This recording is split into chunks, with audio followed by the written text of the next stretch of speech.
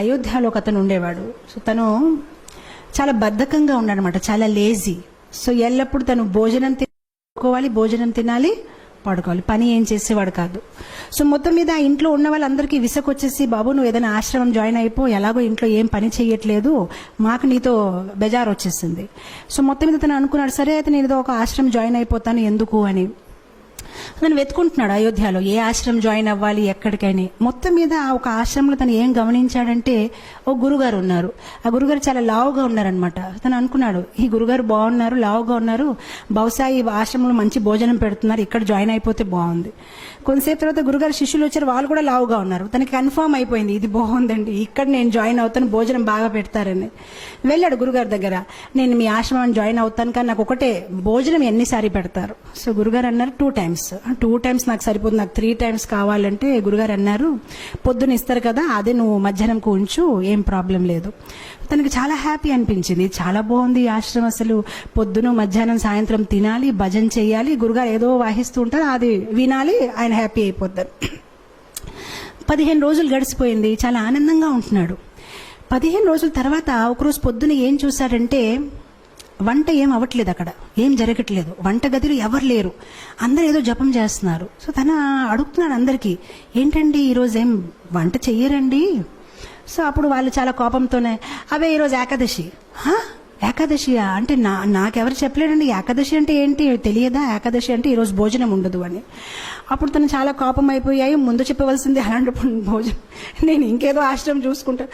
బాబు నువ్వు ఏ ఆశ్రమం వెళ్ళినా ఏకాదశి రోజు తినకూడదు. అప్పుడు తిన్నంగా ఆయన గురుగారి దగ్గరికి వెళ్ళిపోయారు.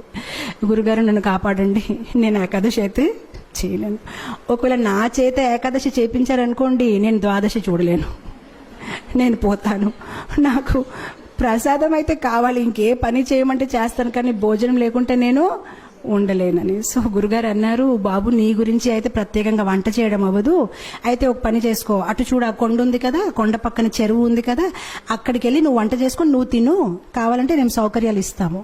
సో గురుగారు స్టోర్ మేనేజర్ చెప్పారు, తనకు 1 kg ఆట, 1 kg రైస్, 1 kg దాలు అన్ని ఇచ్చేయని. తను అన్ని తీసుకుని వెళ్తున్నారు. గురుగారు అన్నారు, ఒకటి మాత్రం జాగ్రత్త, నువ్వు ఏది వంట చేసినా భగవంతుడికి నైవేద్యం పెట్టాలి. సరే అంటాడు, వెళ్తాడు, కష్టపడతాడు. తనకి బద్ధకం ఎక్కువ కదా, ఎప్పుడు వంట చేయలేదు, చాలా కష్టపడి వంట తయారు చేస్తాడు, కానీ అంత టేస్ట్గా లేదు, ఏ చపాతీలు కాలిపోయాయి, ఏదోటి అవుతుందనమాట. మొత్తం మీద వంట తయారైపోయింది. సో వంట తయారైనప్పటికీ తులసి ఆకులు వెతుకున్నాడు, తులసి ఆకు పెట్టాడు, భగవంతుడికి పిలుస్తున్నాడు, కానీ భగవంతుడు రావట్లేదు. సో అప్పుడు తను చక్కగా ఒక పాట పాడతారనమాట. సో చెప్తాడు, प्रभु राम आइए, राजा राम आइए, मेरे भोजन को भोग लगाइए। प्रभु राम आइए, राजा राम आइए, मेरे भोजन को भोग लगाइए. చాలా ప్రేమతో పాడుతున్నా, రాజారాం ప్రభురాం రండి, నేను భోజనం తయారు చేశాను, మీరు వచ్చి స్వీకరించండి. భగవంతుడు రావట్లేదు. తను ఆలోచించాడు, ఎందుకు అంటే తనకేమనిపిస్తుందంటే భగవంతుడు స్వయంగా వస్తాడు.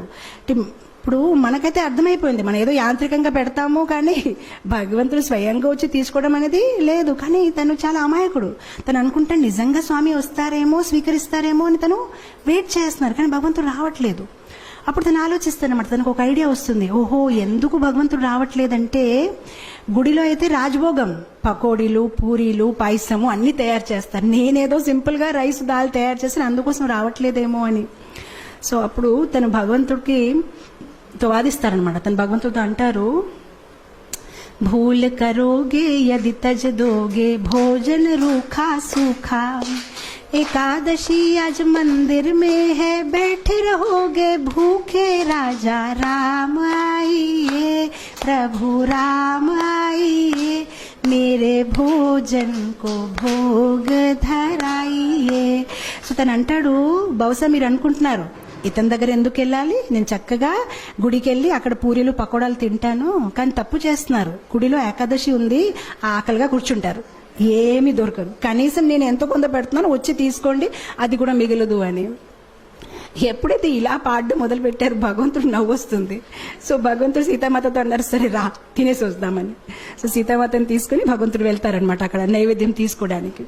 ఎప్పుడైతే భగవంతుడు వస్తారో తను భగవంతుని చూసి ఆనందించడు.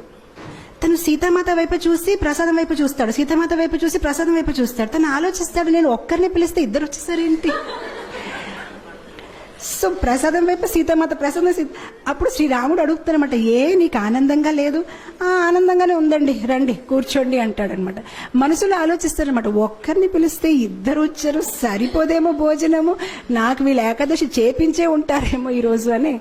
సో మొత్తం మీద భోజనం పెడతారు, వాళ్ళిద్దరు తింటారు, హ్యాపీగా వెళ్ళిపోతారు, తిని ఏకాదశి చేసుకుంటారు. ఎందుకంటే ఇంకేం మిగిలిలేదు. ఇంకో 15 రోజులు గడిచిపోతాయి, మళ్ళీ ఏకాదశి వస్తుంది.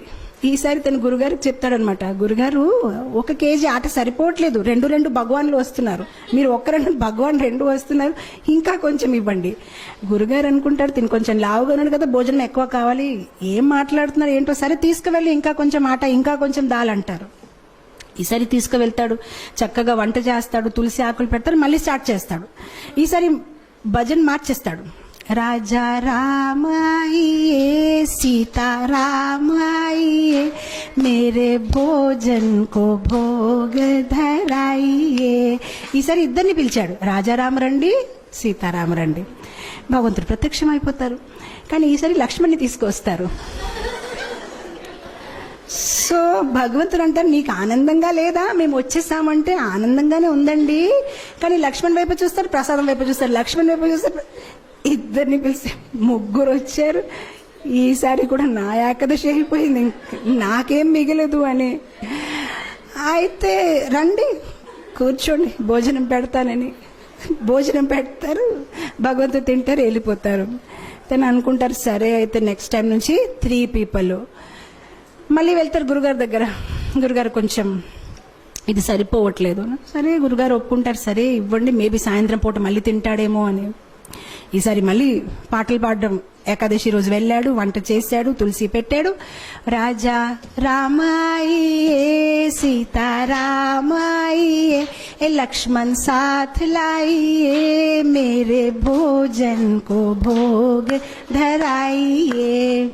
వచ్చేస్తారు సీతారాం, లక్ష్మణ్ అండ్ హనుమాన్. ఇతను మళ్ళీ భోజనం వైపు చూస్తారు, హనుమాన్ వైపు చూస్తారు, భోజనం వైపు చూస్తారు, హనుమాన్ వైపు చూస్తారు. ఇదేం పద్ధతి కాదు, ఒక్కరు పిలిస్తే ఇద్దరు, ఇద్దరు పిలిస్తే ముగ్గురు, ముగ్గురు పిలిస్తే 4. శ్రీరాముడు మళ్ళీ అడుగుతారు, నీకు సంతోషంగా లేదు? చాలా సంతోషంగా ఉంది, రండి కూర్చోండి అంటాడు, భోజనం పెడతాడు. ఈసారి ఎప్పుడైతే సీతారాం ప్రసాదం అన్ని తినేసి వెళ్ళిపోతున్నారు, అప్పుడు తను అడుగుతాడు, ఏమంటే ఏం అనుకోకపోతే నెక్స్ట్ టైం ఎంతమంది వస్తారండి? మీరు ముందు నుంచి చెప్తే నేను కొంచెం, అంటే నాకు 4 ఏకాదశులు అయిపోయాయి, కనీసం నేను కొంచెం ఎక్కువ తెచ్చేస్తానంటే శ్రీరాముడు ఏం చెప్పరు, నవ్వుతూ వెళ్ళిపోతారనమాట. తను ఆలోచిస్తారు, సరే నేను ఏదో ఒకటి చెయ్యాలి, ఎందుకంటే కుటుంబ సహితం వచ్చేస్తున్నారని. మనం మ్యారేజ్ కార్డులో కూడా 1 పెడితే 1 వస్తారు, కానీ ఇద్దరు ఇదేంటి ఇలా ఉందని. తర్వాత ఏకాదశి రోజు మళ్ళీ గురుగారు చెప్తారు, నాకు 10 కేజీ ఆటలు కావాలి, 10 కేజీ రైస్ కావాలి. గురుగారు అనుకుంటారు, ఇదేదో ప్రాబ్లం ఉంది, బహుశా తను అమ్మేస్తున్నాడేమో, ఎంత ఎవరు తినలేరు, తప్పకుండా అమ్మేస్తున్నాడు. సో గురుగారు అంటారు శిష్యులతోనే, పర్వాలేదు తను అడిగింది ఇచ్చేయండి, తర్వాత మన పని చూద్దామని ఇచ్చేస్తారు. ఇప్పుడు గురుగారు అంటారు శిష్యులతోనే, మనం ఏం చేద్దామంటే కొంతసేపు తర్వాత వెనక వెళ్ళి చూద్దాం, ఎక్కడ అమ్ముతున్నారు, ఏ షాప్లో వెళ్ళి అమ్ముతున్నాడు. ఈసారి వెళ్ళాడు, తను సామాన్లన్నీ దింపాడు, కానీ వంట చేయలేదు.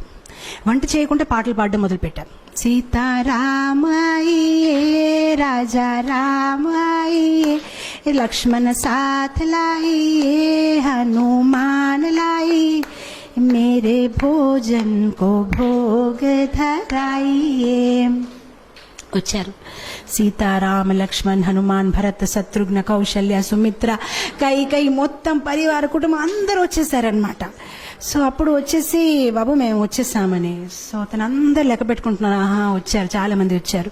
సో ఇప్పుడు భగవంతుడు అన్నారు, ప్రసాదం ఎక్కడుంది? సో అప్పుడు తిని అన్నాడు, నేనెందుకు వంట చేయాలి, నేను చేస్తాను, మీరు తినేసి వెళ్ళిపోతారు, నాకేది మిగిలదు, అదిగో అక్కడ ఉంది, మీరు వంట చేయండి, తినేసి వెళ్ళిపోండి, ఎలాగో నాకేమి దొరకదు, గత కొన్ని ఏకాదశి నుంచి నేను ఏకాదశి చేస్తున్నాను, అక్కడ ఉంది, వంట చేసి తినేసి వెళ్ళిపోండి. ఇంకా తనకి కోపం వచ్చేసి చెట్టు కింద పడుకుంటాడు, ఇంక లాభం లేదు, వీళ్ళు ఎప్పుడు చెప్పినా మొత్తం కుటుంబం తీసుకు వచ్చేస్తారు. సో శ్రీరాముడు అంటారు సరే అయితే. సో శ్రీరాముడు కూరగాయలు వస్తున్నారు, సీతామాత వంట మొదలు పెట్టారు, లక్ష్మణ్ కర్రలు తీసుకొచ్చారు, హనుమాన్ పండు తీసుకొని వస్తున్నారు, అందరు బిజీ అయిపోయారు. ఆయన ఎప్పుడైతే సీతామాత ఇలా వంట చేస్తున్నారు, దేవతలందరూ కూడా కింద దిగిపోయారు, ఆ ఋషులు మునీలు అందరూ చాలా హడావడిగా అయిపోయింది. అక్కడ వంటలు అవుతున్నాయి అనమాట, ఎంతో మందికి వాళ్ళు కుకింగ్ చేస్తున్నారు అనమాట. అండ్ అదే సమయంలో అక్కడ గురుగారు వచ్చారు శిష్యులతోని, అంటే చూద్దాం ఇతను ఏం చేస్తారని. కానీ గురుగారికి ఏమీ కనిపించట్లేదు. ఆయనకి ఎలా కనిపించిందంటే చెట్టు కింద ఇతను పడుకొని ఉన్నాడు, ఆ సామాన్లు అక్కడ పడేస్తున్నాయి. సో అప్పుడు గురుగారు తను లేపి చెప్తున్నారు, నువ్వు చెయ్యవా వంట, ఏం చేస్తున్నావని. సో అప్పుడు శిష్యుడు చెప్తారు, మీకు కనిపించట్లేదా, ఇంతమంది వంట చేస్తున్నారు, ఇగో చూడండి సీతామాత ఏం చేయి, ఇగో చూడండి ఇదేమవుతుందని. అప్పుడు గురుగారు అంటే నాకేమీ కనిపించట్లేదు. సో అప్పుడు తను కోపంతో శ్రీరాముడు చెప్తారు, మీరు కనిపిస్తారా లేదా, లేదంటే నా మీద ఆయనకి సందేహం ఉంటుంది, కనిపించండి అని చెప్తారు. సరే కనిపిస్తామంటే అందరు కనిపిస్తారనమాట. సో అప్పుడు అందరు కనిపిస్తే గురుగారు ఇంకా కళ్ళల్లో నీళ్ళు వచ్చేసి, నేను ఎన్ని సంవత్సరాల నుంచి శ్రీరాముడిని పూజిస్తే నాకు దొరకలేదు, కానీ నీ ఒక సరళ స్వభావం, నీ ఒక అమాయకత్వం చూసి భగవంతుడు వెంటనే ప్రత్యక్షమయ్యారని ఆయన ఏడ్చి ఆ శిష్యుడిని కవగలించారనమాట. సో ఇక్కడ భగవంతుడు మన ఒక సరళ స్వభావం, మనలో వినయం ఎంత ఉంది, మనలో అమాయకత్వం ఎంత ఉంది. భగవంతుడికి కాంప్లికేటెడ్ పీపుల్ ఇష్టం లేదు. మనలో జ్ఞానం ఎక్కువ ఉంటే బహుశా భగవంతుడు నన్ను ఇష్టపడతారనేది కాదు, మనలో ప్రేమ ఎక్కువ ఉంటే భగవంతుడు మనని ఇష్టపడతారు. సరళంగా ఉండాలి.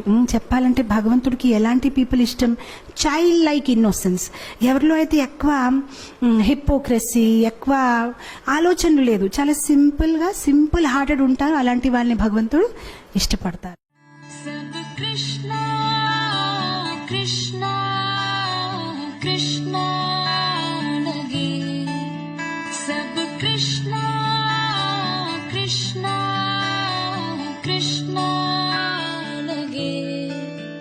सब कृष्णा